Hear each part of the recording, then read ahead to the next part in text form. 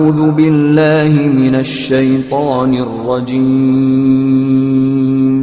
بسم الله الرحمن الرحيم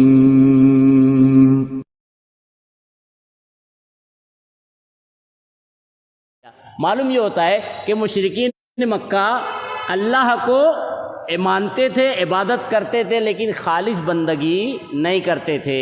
اس میں جو ہے یہ فلاں ہے، یہ فلاں ہے، یہ فائدہ مند ہے، اور جیسا کہ آج مسلمانوں کا معاملہ ہو گیا ہے کہ حاجت روا فلاں، مشکل کشا فلاں اور فلاں اللہ والے، یہ سب جو ہے اللہ کی شان میں گستاخی ہے، اور اگر بندہ ایسا کرے گا تو اللہ رب العالمین اس کو معاف نہیں کرے گا۔ یہی شرک ہے جس کے بارے میں اللہ کہتا ہے کہ اللہ نہیں معاف کرے گا۔ اب ایک بات اہم سمجھ لیں، عبادت اور الوہیت، جس کو کہتے ہیں الوہیت یا عبادت، دونوں ایک ہی ہے، ایک ہی معنی میں۔ اس کی 10 قسم ہے، ایسے تو کئی قسم بنتی ہے، علماء نے اس کی 10 قسم بنائی ہے۔ خالص بندگی اللہ کے لیے، اللہ کے لیے خالص بندگی۔ نمبر 2 دعا اللہ کے لیے۔ نمبر 3 اسی طرح نفع نقصان کا مالک، نفع و نقصان کا مالک اللہ رب العالمین۔ 4 خوف صرف اللہ سے، صرف اللہ سے۔ 5 داتا یعنی دینے والا صرف اللہ۔ نمبر 6 تمام امیدیں صرف اللہ سے وابستہ رہیں، تمام امیدیں صرف اللہ سے وابستہ اللہ سے۔ نمبر 7 حاجت روا مشکل کشا صرف اللہ۔ نمبر 8 توکل بھروسہ صرف اللہ پر۔ نمبر 9 نظر و نیاز صرف اللہ کے لیے۔ نمبر 10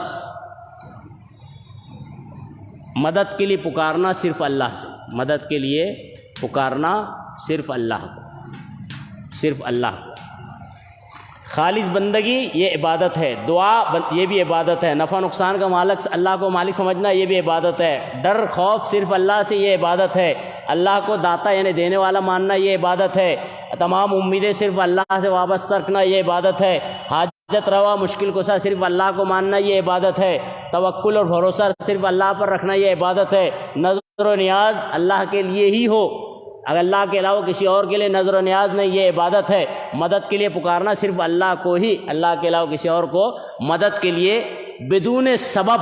بعض لوگ پریشان ہوتے ہیں اس کے اندر ما تحت الاسباب ما فوق الاسباب، اس کا فرق ہے۔ لوگ جو ہے جہالت میں کہتے ہیں کہ بھائی ایک آدمی حمید کو پکارتا ہے، حمید تھوڑی مدد کر میری فلاں مار رہا ہے، یہ ما تحت الاسباب ہے۔